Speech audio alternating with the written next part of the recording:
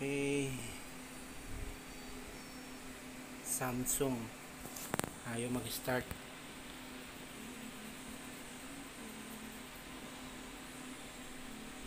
Napaka-sensitive pala gamitin na ito.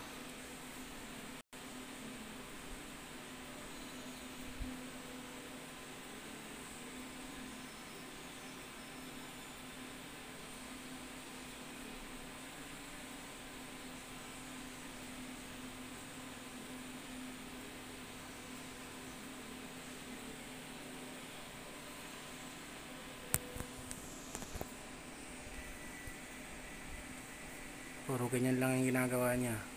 Sensing load.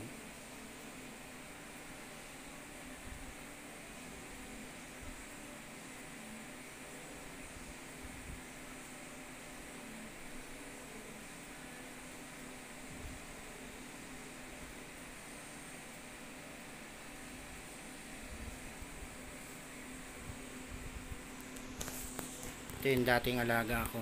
Ito alaga ko pa rin naman yan. Yung dryer, saka rep. Yung dating washing machine nandun sa labas. Pinalitan kasi nitong Samsung kasi nasira na yun. Ito naman sakit naman sa ulo. Last year lang to. Alam ko wala pang. Hindi pa ho ma'am eh. Hindi pa ho. Binibideo ko nga ho ma'am.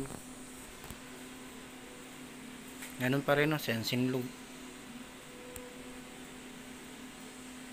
Ito hindi rin gumalaw. Hindi pa rin ho. 63.5. Anong ilang minutes na? Hanggang 2 minuto na po. Dati kasi mabilis yun eh.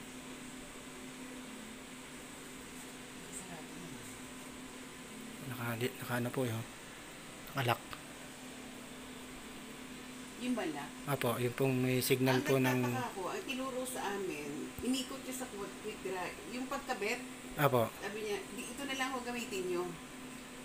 Huwag yun nung galawin to. Kaya ako naman, hindi ko naman naiintindihan. Universal po na pagka mga quick wash, ano po yun, mga 4 kilos pababa lang yung dapat na capacity na ilalagay.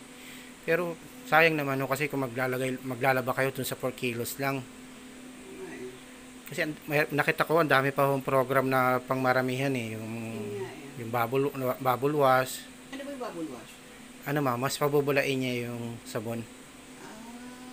Pero ano yun ma'am, marami talaga yung full capacity yan. Kung yan po ay 15 kilos, so magbabawas lang kayo ng mga around 2 kilos. So mga 13 kilos yung ilalagay nyo. Hindi ko lang alam ma'am kung 15 kilos, so, pero mukhang 15 kilos yan ma'am. Malaki ano? Oo.